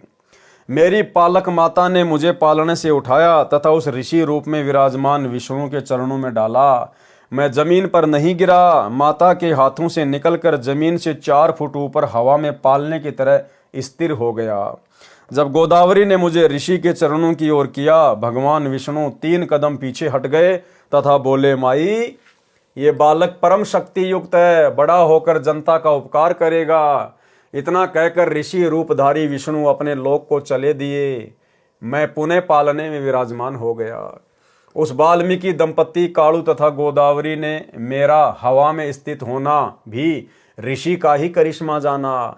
इस कारण से मुझे कोई अवतारी पुरुष नहीं समझ सके। मैं भी यही चाहता था कि ये मुझे एक साधारण बालक ही समझें, जिससे इनकी वृद्ध अवस्था का समय मेरे लालन पालन में बीत जाए। और देखो भाई और बहनों, कितना दयालु परमात्मा है। उस कालू ने और उसकी पत्नी गोदावरी ने द्वापर युग में परमात्मा से उस समय नाम दीक्षा नहीं ली। उसके बावजूद भी भाई और बहनों, परमात्मा ने उनको अपने परम भगत के रूप में जन्म दिया, सम्मन और नेकी के रूप में। उसी सम्मन को फिर आगे अब्राहिम सुल्तान का जन्म दिया। तो भाई और बहनों, जरूरी नहीं है कि यह परमात्मा जब कोई इससे उपदेश लेगा तो ही उनको सर्व लाभ देगा, उन आत्माओं का उद्धार करेगा। ये सब कुछ परमात्मा ने पहले से ही निर्धारित किया हुआ है। जिस समय हम अपने पिता से धोखा करके सतलोक से काल के साथ आए थे, उसी समय इस कबीर परमात्मा सतगुरु रामपाल जी ने हमारे सतलोक वापस जाने का दिन समय निश्चित कर दिया था। उस बीच के समय में तो केवल हमने सजा भोगनी है, सजा कि अपने बाप के साथ में गद्दारी करने की, अपने भगवान के अंदर दोष देखने की कितनी बड़ी सजा मिलती है। ये जो अनंत करोड़ युगों से आप और हम भाई बहन जो यहाँ पर करोड़ों बार 84 लाख योनियों के कष्ट, करोड़ों बार स्त्री और पुरुष बनकर हमने जो असहनीय पीड़ाएं झेली है, कष्ट सहे हैं, ये हम वो सजा भोग रहे हैं अपने पिता से गद्दारी करने की। और जिस जिस आत्मा का वो समय पूरा हो जाएगा सजा का, परमेश्वर 100 बहाने बनाकर उस आत्मा को सतलोक में ले जाएंगे। मैं शिशु काल में ही तत्व ज्ञान की वाणी उच्चारण करने लगा। उस नगरी में अकाल गिर गया। मेरे माता पिता मुझे लेकर बनारस काशी आए तथा वहां रहने लगे। कलयुग में कालू का जन्म सम्मन रूप में तथा गोदावरी का जन्म नेकी के रूप में दिल्ली में हुआ। जो कबीर जी की शरण में आए, उनका एक पुत्र शिव भी परमात्मा की शरण में आया। काशी नगर में एक सुदर्शन नाम का वाल्मीकि जाति का पुण्यात्मा मेरी वाणी सुनकर बहुत प्रभावित हुआ। मैंने सुदर्शन भगत को सृष्टि रचना सुनाई। सुदर्शन मेरी हम उम्र था। उस समय मेरी लीलामय आयु 12 वर्ष की थी। जब काशी के विद्वानों से ज्ञान चर्चा होती थी, सुदर्शन भी मेरे साथ जाता था। एक दिन सुदर्शन ने कहा, हे करुणामय, आप जो ज्ञान सुनाते हो इसका समर्थन कोई भी ऋषि नहीं करता। आपके ज्ञान पर कैसे विश्वास हो? हे करुणामय, आप ऐसी कृपा करो जिससे मेरा भ्रम दूर हो जाए। हे धर्मदास, मैंने उस प्यारी आत्मा सुदर्शन को सतलोक के दर्शन कराए। आपकी तरह उसको भी 3 दिन तक ऊपर के सर्वलोकों में ले गया। सुदर्शन का पंच भौतिक शरीर अचेत हो गया। सुदर्शन भी अपने माता पिता का इकलौता पुत्र था। अपने इकलौते पुत्र को मृत तुल्य देखकर उसके माता पिता विलाप करने लगे तथा हमारे घर आकर मेरे माता पिता से झगड़ा करने लगे। कहा कि तुम्हारे करुण ने हमारे बच्चे को जादू जंत्र कर दिया, वह सेवड़ा है, हमारा पुत्र मर गया तो हम आपके विरुद्ध राजा को शिकायत करेंगे। मेरे माता पिता ने मेरे से उन्हीं के सामने पूछा, हे करुण, सच बता, तूने क्या कर दिया उस सुदर्शन को? मैंने कहा, वह सतलोक देखना चाहता था, इसलिए उसे सतलोक दर्शन के लिए भेजा है। शीघ्र ही लौट आएगा। कई वैद्य बुलाए, कई झाड़ फूक करने वाले बुलाए, कोई लाभ नहीं हुआ। तीसरे दिन सुदर्शन के माता पिता रोते हुए मेरे पास आए। बोले, बेटा करुण, हमारे पुत्र को ठीक कर दे, हम तेरे आगे हाथ जोड़ते हैं। मैंने कहा, माई, तुम्हारा पुत्र नहीं मरेगा। मेरे परमेश्वर कबीर साहिब को अपने साथ अपने घर ले गए। मेरे माता पिता भी साथ गए। आसपास के व्यक्ति भी वहां उपस्थित थे। मैंने सुदर्शन के शीश को पकड़कर हिलाया तथा कहा, हे सुदर्शन, वापिस आ जा, तेरे माता पिता बहुत व्याकुल हैं। इतना कहते ही सुदर्शन ने आंखें खोली, चारों ओर देखा, अपने सिर की ओर मुझे नहीं देख सका। उठ बैठकर बोला, परमेश्वर करुणा में कहाँ है? रोने लगा, कहाँ गए परमेश्वर करुणा में? उपस्थित व्यक्तियों ने पूछा, क्या करुण को ढूंढ रहा है? देख, यहां बैठा है तेरे पीछे। मुझे देखते ही चरणों में शीश रखकर विलाप करने लगा तथा रोता हुआ बोला, हे काशी के रहने वालों, ये पूर्ण परमात्मा है। ये सर्व सृष्टि रचनहार अपने शहर में विराजमान है। आप इसे नहीं पहचान रहे। और भाई और बहनों, हम सभी सत्सेवक भाई बहन पिछले 8-10 वर्षों से चिल्ला चिल्ला कर वीडियो बना बना के, दुनिया तो खैर कहाँ समझेगी, हम अपने भगत भाई बहनों को समझाने का प्रयास कर रहे हैं। जो भगत भाई बहन सतलोक आश्रमों से जुड़े हुए हैं, वो भाई बहन भी आज अपने गुरुदेव को परमात्मा के रूप में नहीं मान रहे, नहीं पहचान रहे, नहीं समझ रहे। ये मेरे साथ ऊपर के लोक में गया। ऊपर के लोक में ये पूर्ण परमात्मा के रूप में एक सफेद गुंबद में विराजमान है। यही दोनों रूपों में लीला कर रहा है। सर्व व्यक्ति कहने लगे, इस कालू के पुत्र ने भिखू के पुत्र पर जादू कर दिया है, जिस कारण से इसका दिमाग चल गया है। इस करुण को ही परमात्मा कह रहा है। भला हो भगवान का भिखू का बेटा जीवित हो गया, नहीं तो बेचारों का कोई बुढ़ापे का सहारा ही नहीं था। ये कहकर सर्व अपने अपने घर चले गए। भिखू तथा उसकी पत्नी सुखवंती अपने पुत्र को जीवित देखकर अति प्रसन्न हुए। भगवान विष्णु का प्रसाद बनाया, पूरे मोहल्ले में बांटा गया। सुदर्शन ने मुझसे उपदेश लिया। अपने माता पिता भिखू तथा सुखी को भी मेरे से उपदेश लेने को कहा। दोनों ने बहुत विरोध किया तथा कहा, ये कालू का पुत्र पूर्ण परमात्मा नहीं है बेटा, इसने तेरे ऊपर जादू जंत्र करके मूर्ख बनाया हुआ है। भगवान विष्णु से बड़ा कोई नहीं है। सुदर्शन ने मुझसे कहा, है प्रभु, कृपया मुझे अपनी शरण में रखना। मेरे माता पिता का कोई दोष नहीं है, सर्व मानव समाज इसी ज्ञान पर अटका है। जिस पर आपकी कृपा होगी केवल वही आपको जान व मान सकता है। जिस पर आपकी कृपा होगी केवल वही आपको जान व मान सकता है। तो भाई और बहनों, सत्कर्म मान लेना इस कलयुग की बिचली पीढ़ी में केवल साध संगति से जुड़े हुए सत्सेवक भाई बहनों के ऊपर ही कबीर परमेश्वर सतगुरु रामपाल जी की असीम दया और कृपा हुई है। जो गुरुदेव ने हम सत्सेवकों से अपनी पहचान करवाई है, हम उनको पहचान गए हैं, जान गए हैं। अन्यथा शतलोक आश्रमों से जुड़े हुए भाई बहन केवल उन्हें अपना गुरु मानते हैं, केवल एक मानुष मानते हैं, माँ के गर्भ से जन्म लेकर आया हुआ व्यक्ति। जिस पर आपकी कृपा होगी केवल वही आपको जान व मान सकता है। इस काल ब्रह्म ने तो पूरे विश्व ब्रह्मा विष्णु शिव सहित को भ्रमित किया हुआ है। हे धर्मदास, सुदर्शन भगत ने काल के जाल को समझकर सच्चे मन से मेरी भक्ति की तथा मेरा साक्षी बना कि पूर्ण परमात्मा कोई अन्य है जो ब्रह्मा विष्णु तथा शिव से भिन्न तथा अधिक शक्तिशाली है। हे धर्मदास, पांडवों की अश्वमेध यज्ञ को जिस सुदर्शन द्वारा संपूर्ण की गई कथा आप सुनते हो, ये वही सुदर्शन वाल्मीकि मेरा शिष्य था। द्वापर युग में मैं 404 वर्ष तक करुणामय शरीर में लीला करता रहा तथा 100 शरीर सतलोक चला गया। फिर धर्मदास जी ने प्रसन्न किया।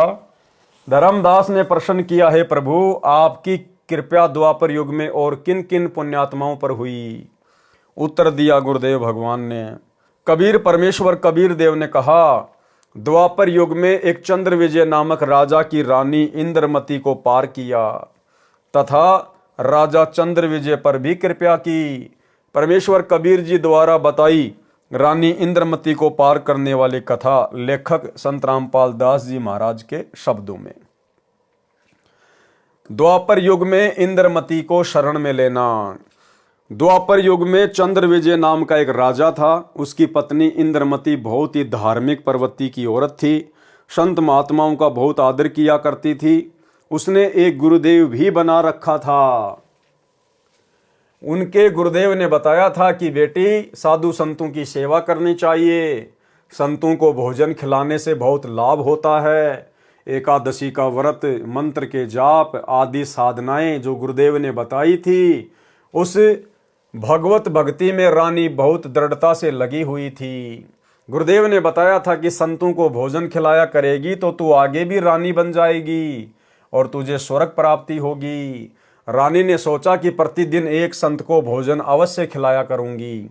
उसने यह प्रतिज्ञा मन में ठान ली कि मैं खाना बाद में खाया करूंगी, पहले संत को खिलाया करूंगी। इससे मुझे याद बनी रहेगी, कहीं मुझे भूल ना पड़ जाए। रानी प्रतिदिन पहले एक संत को भोजन खिलाती, फिर स्वयं खाती। वर्षों तक ये क्रम चलता रहा। एक समय हरिद्वार में कुंभ के मेले का संयोग हुआ। जितने भी त्रिगुण माया के उपासक संत थे, यानी ब्रह्मा विष्णु महेश के जितने भी उपासक संत थे, सभी गंगा में स्नान के लिए पर भी लेने के लिए प्रस्थान कर गए। इस कारण से कई दिन रानी को भोजन कराने के लिए कोई संत नहीं मिला।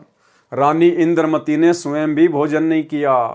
चौथे दिन अपनी बांदी से कहा कि बांदी, देख ले कोई संत मिल जाए तो, नहीं तो आज तेरी मालकिन जीवित नहीं रहेगी। चाहे मेरे प्राण निकल जाएं, परंतु मैं खाना नहीं खाऊंगी। वह दीन दयाल कबीर परमेश्वर अपने पूर्व वाले भगत को शरण में लेने के लिए न जाने क्या कारण बना देता है। बांदे ने ऊपर अटारी पर चढ़कर देखा कि सामने से एक सफेद कपड़े पहने एक संत आ रहा था। द्वापर युग में परमेश्वर कबीर करुणामय नाम से आए थे। बांदी नीचे आई और रानी से कहा कि एक व्यक्ति है जो साधु जैसा नजर आता है। रानी ने कहा कि जल्दी से बुला ला। बांदी महल से बाहर गई तथा प्रार्थना की कि साहेब, आपको हमारी रानी ने याद किया है। करुणामय साहब ने कहा कि रानी ने मुझे क्यों याद किया है, मेरा और रानी का क्या संबंध है। नौकरानी ने सारी बात बताई। करुणामय कबीर साहिब ने कहा कि रानी को आवश्यकता पड़े तो यहाँ आ जाए, मैं यहाँ खड़ा हूँ, तू बांदी और वो रानी, मैं वहाँ जाऊँ और यदि वह कह दे कि तुझे किसने बुलाया था या उसका राजा ही कुछ कह दे, बेटी संतों का अनादर बहुत पापदायक होता है। बांदी फिर वापस आई और रानी से सब वार्ता कह सुनाई। तब रानी ने कहा कि बांदी मेरा हाथ पकड़ और चल। जाते ही रानी ने दंडोत प्रणाम करके प्रार्थना की कि हे परवरदिगार, चाहती तो ये हूं कि आपको कंधे पर बैठा लूं। करुणामय साहिब ने कहा, बेटी मैं यही देखना चाहता था कि तेरे में कोई श्रद्धा भी है या वैसे ही भूखी मर रही है। रानी ने अपने हाथों खाना बनाया। करुणामय रूप में आए कबीर देव ने कहा कि मैं खाना नहीं खाता, मेरा शरीर खाना खाने का नहीं है। तो रानी ने कहा कि मैं भी खाना नहीं खाऊंगी। करुणामय साहिब जी ने कहा कि ठीक है बेटी, लाओ खाना खाते हैं, क्योंकि समर्थ उसी को कहते हैं जो चाहे सो करे। करुणामय साहिब ने खाना खा लिया। फिर रानी ने पूछा कि जो ये तू साधना कर रही है ये तेरे को किसने बताई है? रानी ने कहा कि मेरे गुरुदेव ने आदेश दिया है। कबीर साहिब ने पूछा, क्या आदेश दिया है तेरे गुरुदेव ने? इंद्रमती ने कहा कि विष्णु महेश की पूजा, एकादशी का व्रत, तीर्थ भ्रमण, देवी पूजा, श्राद्ध निकालना, मंदिर में जाना, संतों की सेवा करना। करुणाओं में कबीर साहिब ने कहा कि जो साधना तेरे गुरुदेव ने दी है तेरे को जन्म और मृत्यु तथा स्वर्ग, नरक व 84 लाख योनियों के कष्ट से मुक्ति प्रदान नहीं कर सकती। रानी ने कहा कि महाराज जी, जितने भी संत हैं अपनी अपनी प्रभुता आप ही बनाने आते हैं, मेरे गुरुदेव के बारे में कुछ नहीं कहोगे, मैं चाहे मुक्त हूं या ना हूं। करुणा में कबीर साहिब ने सोचा कि इस भोले जीव को कैसे समझाएं। इन्होंने तो पूंछ पकड़ ली, उसको छोड़ ही नहीं सकते, मर सकते हैं। करुणा में साहिब ने कहा कि बेटी वैसे तो तेरी इच्छा है, मैं निंदा नहीं कर रहा। क्या मैंने आपके गुरुदेव को गाली दी है या कोई बुरा कहा है? मैं तो भक्ति मार्ग बता रहा हूं कि ये भक्ति शास्त्र विरुद्ध है, तुझे पार नहीं होने देगी और नहीं तेरा कोई आने वाला कर्म दंड कटेगा। और सुन ले, आज से तीसरे दिन तेरी मृत्यु हो जाएगी। न तेरा गुरु बचा सकेगा और न तेरी ये नकली साधना बचा सकेगी। जब मरने की बारी आती है फिर जीव को डर लगता है, वैसे तो नहीं मानता। रानी ने सोचा कि संत झूठ नहीं बोलते, कहीं ऐसा ना हो कि मैं तीसरे दिन ही मर जाऊं। इस डर से करुणामय साहिब से पूछा कि साहिब क्या मेरी जान बच सकती है? कबीर साहिब करुणामय ने कहा कि बच सकती है, अगर तू मेरे से उपदेश लेगी, मेरी शिष्या बनेगी, पिछली पूजाएं त्यागेगी, तब तेरी जान बचेगी। इंद्रमती ने कहा, मैंने सुना है कि गुरुदेव नहीं बदलना चाहिए, पाप लगता है। कबीर साहिब करुणामय ने कहा कि नहीं पुत्री, ये भी तेरा भ्रम है। एक डॉक्टर से औषधि न लगे तो क्या दूसरे से नहीं लेते? एक 5वीं कक्षा का अध्यापक होता है, फिर एक उच्च कक्षा का अध्यापक होता है। बेटी अगली कक्षा में जाना होगा, क्या सारी उम्र 5वीं कक्षा में ही लगी रहेगी? इसको छोड़कर जाना पड़ेगा। तू अब आगे की पढ़ाई पढ़, मैं पढ़ाने आया हूँ। वैसे तो नहीं मानती, परंतु मृत्यु दिखने लगी कि संत कह रहा है तो कहीं बात ना बिगड़ जाए। ऐसा विचार करके इंद्रमती ने कहा कि जैसे आप कहोगे मैं वैसे ही करूंगी। करुणा में कबीर साहिब ने उपदेश दिया, कहा कि तीसरे दिन मेरे रूप में काल आएगा, तू उससे बोलना मत। जो मैंने नाम दिया है 2 मिनट तक इसका जाप करना, 2 मिनट के बाद उसको देखना है, उसके बाद सत्कार करना है। वैसे तो गुरुदेव आए तो अति शीघ्र चरणों में गिर जाना चाहिए, ये मेरा केवल इस बार आदेश है। रानी ने कहा ठीक है जी। रानी को तो चिंता बनी हुई थी, श्रद्धा से जाप कर रही थी। कबीर साहिब करुणामय साहिब का रूप बनाकर गुरुदेव रूप में काल आया। अब भाई और बहनों, इस विषय में दास पहले बहुत सारे वीडियो बना चुका है कि कबीर परमेश्वर जी के रूप में काल कभी भी धरती पे नहीं आ सकता।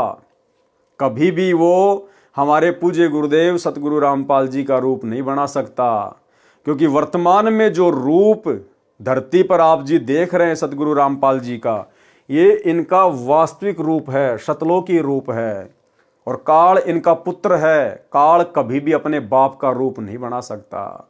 लेकिन आज से पहले परमात्मा जिन जिन रूपों में प्रकट हुए हैं, कभी अपने पुत्र जोगजीत के रूप में, कभी सहजदास के रूप में, कभी ज्ञानी के रूप में, इसलिए काल वो रूप बना सकता है, वो अपने भाई का रूप बना सकता है, क्योंकि काल ने जोगजीत का रूप धारण करने का वरदान ले रखा है। जब प्रथम बार कबीर परमात्मा काल की तपतशिला पर आए, काल के साथ में भेंट हुई, तो कबीर परमात्मा अपने पुत्र जोगजीत के रूप में आए थे। तो बहुत सारी वार्ता हुई, गुरुदेव ने हमें अनेकों बार बताई है। उनमें से एक वचन काल ने यह भी मांगा था कि हे परमात्मा, हे भाई, आप मुझे आज्ञा दो कि मैं आपका रूप बना सकूं। तो परमेश्वर ने कहा कि तथास्तु, आप मेरा रूप बना सकते हो। तो जो रूप परमात्मा काल के सामने बना के आते हैं अपने पुत्रों का, वो रूप काल बना सकता है, उसने वरदान मांग रखा है, लेकिन अपने बाप का रूप नहीं बना सकता।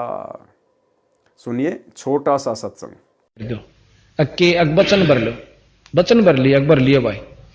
न्यो बोला जी कि चारों युगों में, 3 युगा में जीव थोड़े ले जाना, सतयुग, त्रेता और द्वापर, और चौथा युग जब आवे कलयुग, कितने ले जाइयो। न्यो बोला वह बड़ी अड़ाई तन तया। अच्छा भाई कोई बात नहीं। दूसरा यह है कि मैं आपका रूप बना सकूं, मैंने ये आज्ञा दे दो।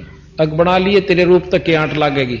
मेरे अंश के पास, जिस पास नाम होगा, तेरा रूप रह ही नहीं सकता उसके आगे। तो फिर और एक और कहा कि आप जब जाओ ना मृत मंडल में, तो एक जगन्नाथ के मंदिर को बनवाइयो, क्योंकि वो काल समुद्र नहीं बन देगा, मेरा अंश कृष्ण रूप में जाएगा, कृष्ण बौद्ध रूप में, और अपना मंदिर बनवाओगा, पर समुद्र नहीं बन देगा। बनवा दूंगा भाई। फिर कहते हैं कि त्रेता युग में समुद्र पर पुल बंधवाइयो। अच्छे पंगे पाए रहते थे। तो भाई और बहनों, वीडियो आपने सुना। जिस समय द्वापर युग में परमात्मा ने रानी इंद्रमती को अपनी शरण में लिया था, जिस रूप में वो गए थे, उस समय भाई और बहनों परमात्मा का रूप काल ने नहीं बनाया था। केवल इंद्रमती को डरा धमकाकर अपनी शरण में लेने के लिए सारा खेल परमात्मा ने खेला था।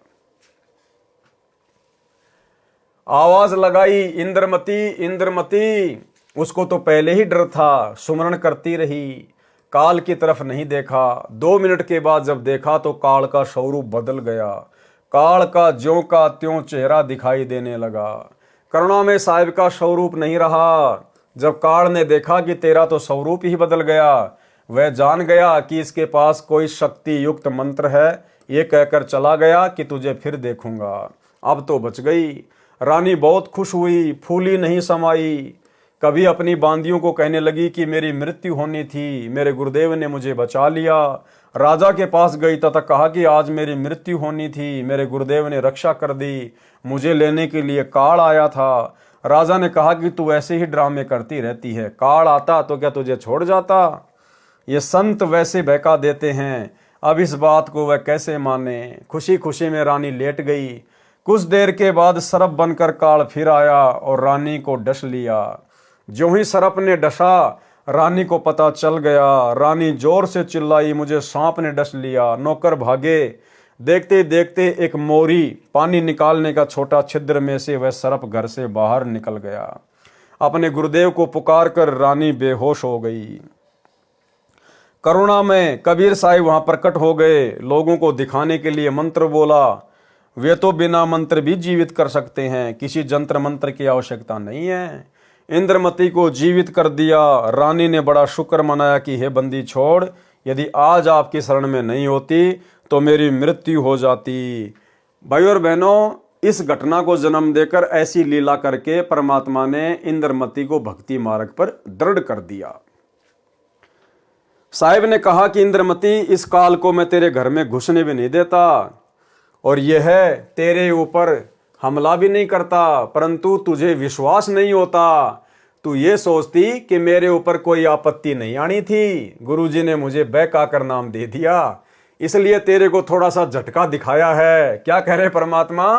इसलिए तेरे को थोड़ा सा झटका दिखाया है। यानी परमेश्वर ने जानबूझकर काल का रूप बनाकर, सर्प का रूप बनाकर वो लीला की थी। नहीं तो बेटी तेरे को विश्वास नहीं होता। धर्मदास यहां घना अंधेरा, बिन परचे यानी शक्ति प्रदर्शन, जीव यम का चेहरा।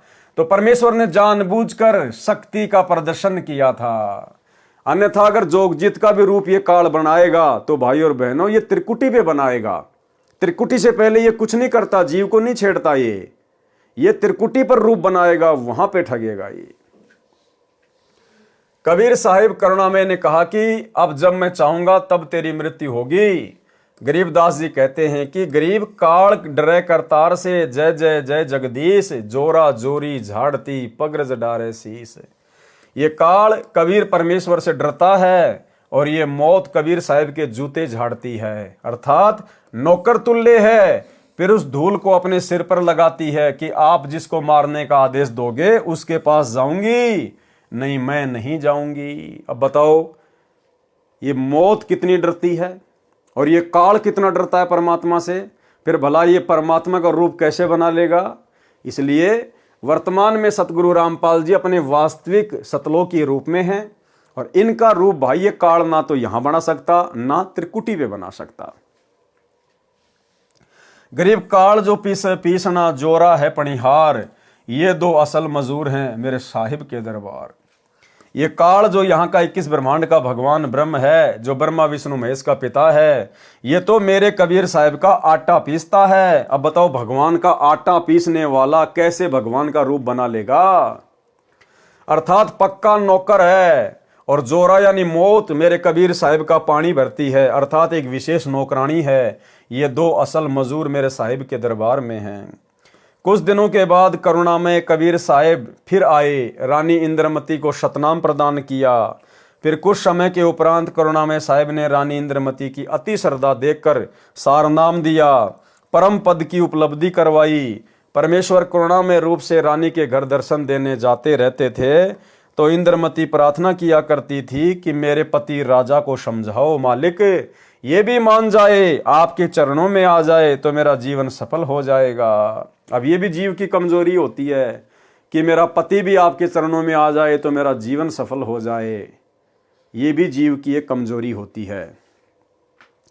चंद्र विजय से कबीर साहिब ने प्रार्थना की कि चंद्र विजय आप भी नाम लो, ये 2 दिन का राज और ठाठ है, फिर 84 लाख योनियों में प्राणी चला जाएगा। चंद्र विजय ने कहा कि भगवान मैं तो नाम लूं नहीं और आपकी शिष्या को मना करूं नहीं, चाहे सारे खजाने को ही दान करो, चाहे किसी प्रकार का सत्संग करवाओ, मैं मना नहीं करूंगा। कबीर साहिब करुणामय ने पूछा आप नाम क्यों नहीं लोगे। चंद्र विजय राजा ने कहा कि मैंने तो बड़े बड़े राजाओं की पार्टियों में जाना पड़ता है। करुणामय कबीर साहिब ने कहा कि पार्टियों में जाने में नाम में क्या बाधा है, सभा में जाओ, वहां काजू खाओ, दूध पियो, शरबत जूस पी लो, शराब मत प्रयोग करो, शराब पीना महापाप है। परंतु राजा नहीं माना। रानी की प्रार्थना पर करुणामय कबीर साहिब ने राजा को फिर समझाया कि नाम के बिना ये जीवन ऐसे ही व्यर्थ हो जाएगा, आप नाम ले लो।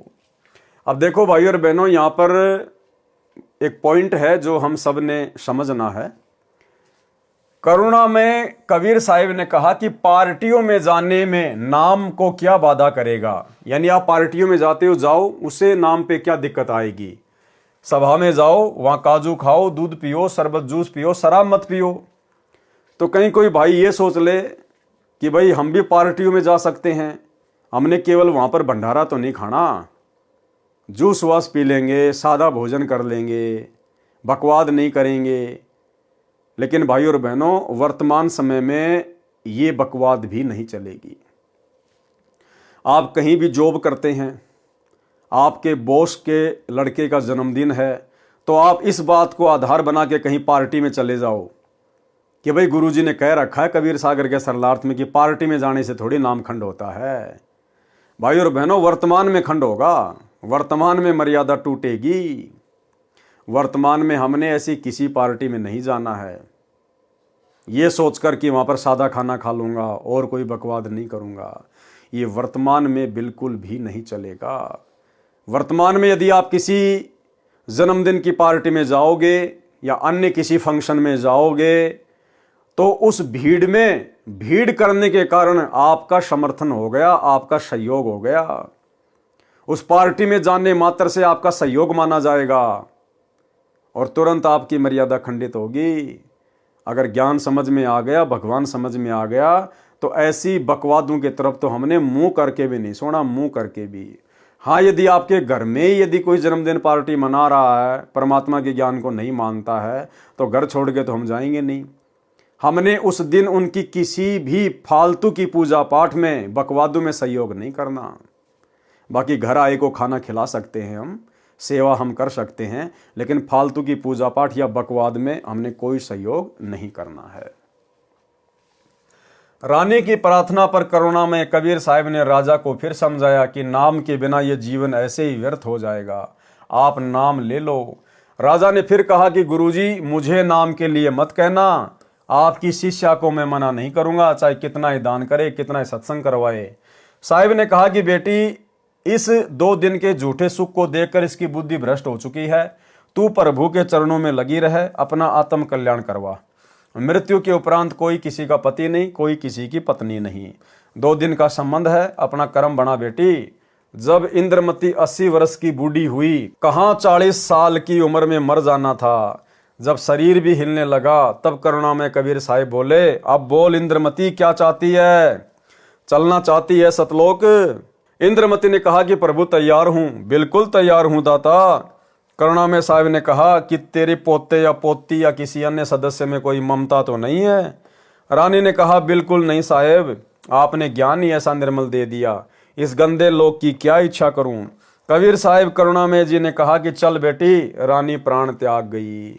भाई और बहनों, आने वाले समय में इस सत भक्ति के प्रभाव से, मर्यादा में रहकर आजीवन भक्ति करने के प्रभाव से, आने वाले समय में आप और हम भगत भाई बहनों के भी इसी प्रकार से शरीर छूटेंगे।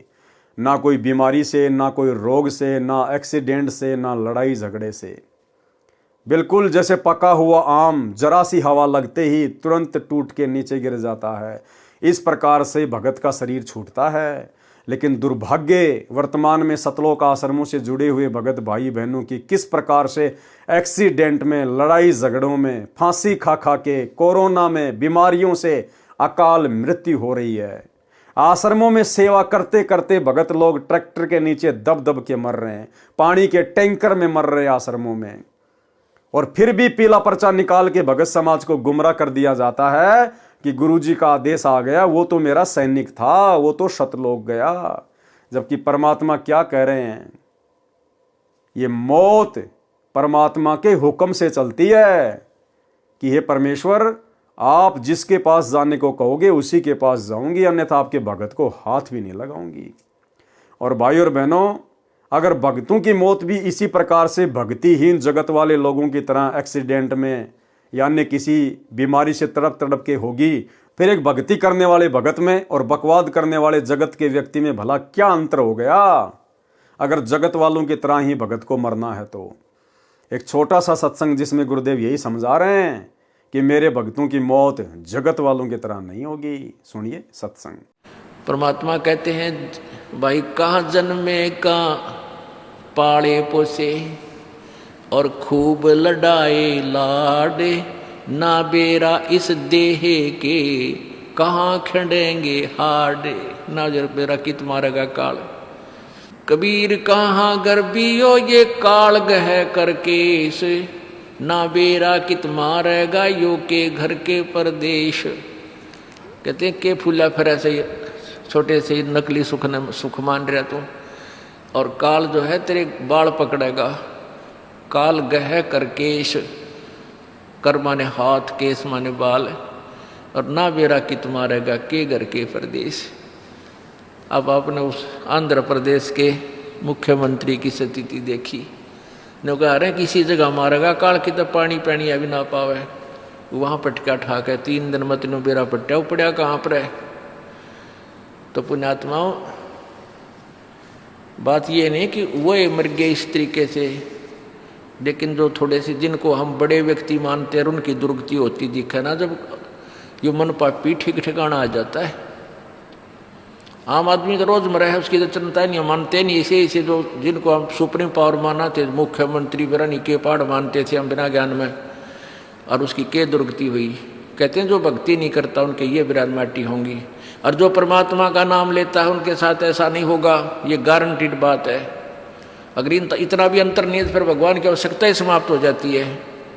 ध्रुव प्रहलाद मीराबाई के इतिहास देख लो। मीराबाई को विष पिलाया गया था, विष भी अमृत बन गया उस परमात्मा की भक्ति और शक्ति से। इसलिए पुण्यात्माओं, आपको जो ये क्रिया कर रहे हैं आपका घनी काम आओगी। अब तो आपको ना इतना महसूस हो रहा है, लेकिन आने वाले समय में कहते हैं कल्पे कारण कौन है, कर सेवा अपनी काम, और मन इच्छा फल देऊंगा जो पड़े मेरे ते काम। आपका मित्र है मुख्यमंत्री, आपका मित्र है प्रधानमंत्री, आपका एक्सीडेंट हो जाता है, एक्सीडेंट में मृत्यु हो जाती है, वो नहीं बचा सकता, चाहे आपको कितना ही निकटतम है, वो स्वयं अपनी जान नहीं बचा सकता। तो वहाँ धनी का रोल शुरू हो जाता है, जहाँ परमात्मा का रोल शुरू होता है, जो ऐसे स्थान पर आपकी रक्षा करेगा। तो हमने इन अन्य सहारों को त्याग कर परमात्मा का आसरा ही लेना चाहिए। तो भाई और बहनों, आप और हमने तो गुरुदेव की मर्यादा में रह के भक्ति करके, और हमने तो सहज मृत्यु को प्राप्त होना है, सहज मृत्यु को। और ये पहचान है, जब तक भगत सहज मृत्यु को प्राप्त नहीं होगा वो कभी भी सतलोक नहीं जा सकता। परमेश्वर कबीर जी करुणा में रानी इंद्रमती की आत्मा को ऊपर ले गए। इसी ब्रह्मांड में एक मानसरोवर है, उस मानसरोवर में इस आत्मा को स्नान कराना होता है। इंद्रमती को वहां पर कुछ समय तक रखा। करुणामय रूप में कबीर परमेश्वर जी ने रानी से पूछा कि तेरी कुछ इच्छा तो नहीं है? यदि इच्छा रही तो दोबारा जन्म देना पड़ेगा। यदि मन में संतान व संपत्ति या पति पत्नी आदि की इच्छा थोड़ी सी भी रह गई तो आत्मा सतलोक नहीं जा सकती। इंद्रमती ने कहा, साहेब आप तो अंतर्यामी हो, कोई इच्छा नहीं है, आपके चरणों की इच्छा है। केवल एक मन में शंका बनी हुई है कि मेरा जो पति था उसने मुझे किसी भी धार्मिक कर्म के लिए कभी मना नहीं किया। नहीं तो आजकल के पति अपनी पत्नियों को बाधा कर देते हैं। यदि वह मुझे मना कर देता तो मैं आपके चरणों में नहीं लग पाती, मेरा कल्याण नहीं होता। उसका इस शुभ कर्म में सहयोग का कुछ लाभ मिलता हो तो कभी उस पर भी दया करना दाता। अब भाई और बहनों, ये भी कमजोरी है। हमने केवल शिक्षा लेनी है, शिक्षा। ये कथाएं हमारे मनोरंजन के लिए नहीं है। हर एक कथा का एक सारांश निकलता है। यदि वर्तमान में कलयुग की बिचली पीढ़ी में गुरुदेव के द्वारा इतना अनमोल गूढ़ ज्ञान परमाणु सहित देने के बावजूद भी यदि आप और हम भगत भाई बहनों की अंत काल में अगर इंद्रमती की तरह जरा भी अपने परिवार के किसी सदस्य में, पोता पोती में, पति पत्नी में, बेटा बेटी में, कार कोठी या संपत्ति में रह गई जरा सी भी, भले आप छुपा दो, भले आप ऊपरी मन से दिखावा करोगे नहीं परमात्मा, नहीं गुरुदेव, मेरी कोई इच्छा नहीं है, लेकिन वो अंतर्यामी है, वो अंदर से देखेगा। और आप परमात्मा को झूठ बोलने के कारण, परमात्मा से छुपाने के कारण डबल दोषी हो जाओगे, डबल दोषी। इसलिए हम भगत भाई बहनों ने ज्ञान को आधार बनाकर यहाँ की किसी भी वस्तु में हमने कोई मोह अंत समय में नहीं लगाना है। केवल परमात्मा के चरण, केवल परमात्मा का सतलोक, केवल परमात्मा की भक्ति, यहां से पीछा छुटवाने का ही प्रयास करना है हमने। करुणामय जी ने देखा कि ये नादान इसके पीछे फिर अटक गई। साहेब बोले, ठीक है बेटी, अभी तू 2-4 वर्ष यहां रह। अब 2 वर्ष के बाद राजा भी मरने लगा, क्योंकि नाम ले नहीं रखा था। यम के दूत आए, राजा चौक में चक्कर खाकर गिर गया। यम के दूतों ने उसकी गर्दन को दबाया, राजा की टट्टी और पेशाब निकल गया। करुणा में कबीर परमेश्वर ने रानी को कहा कि देख तेरे राजा की क्या हालत हो रही है। वहां से कबीर परमेश्वर दिखा रहे हैं। तब रानी ने कहा कि देख लो दाता, यदि उसका भक्ति में सहयोग का कोई फल बनता हो तो दया कर लो। रानी को फिर भी थोड़ी सी ममता बनी थी। परमेश्वर कबीर करुणामय ने सोचा कि ये फिर कालजाल में फंसेगी। ये सोचकर मानसरोवर से वहां गए जहां राजा चंद्रविजय अपने महल में अचेत पड़ा था। यमदूत उसके प्राण निकाल रहे थे। कबीर परमेश्वर जी के आते ही यमदूत ऐसे आकाश में उड़ गए जैसे मुर्दे से गिद्ध उड़ जाते हैं। चंद्रविजय होश में आ गया। सामने करुणामय रूप में परमेश्वर कबीर जी खड़े थे। केवल चंद्रविजय को दिखाई दे रहे थे, किसी अन्य को दिखाई नहीं दे रहे थे। चंद्रविजय चरणों में गिरकर याचना करने लगा, मुझे क्षमा कर दो दाता, मेरी जान बचाओ, क्योंकि उसने देखा कि तेरी जान जाने वाली है। जब इस जीव की आंख खुलती है कि अब तो बात बिगड़ गई, राजा चंद्रविजय गिड़गिड़ाता हुआ बोला, मुझे क्षमा कर दो दाता, मेरी जान बचा लो मालिक। कबीर परमेश्वर ने कहा, राजा आज भी वही बात है, उस दिन भी वही बात थी, नाम लेना होगा। राजा ने कहा, मैं नाम ले लूंगा जी, अभी ले लूंगा नाम। कबीर परमेश्वर ने नाम उपदेश दिया।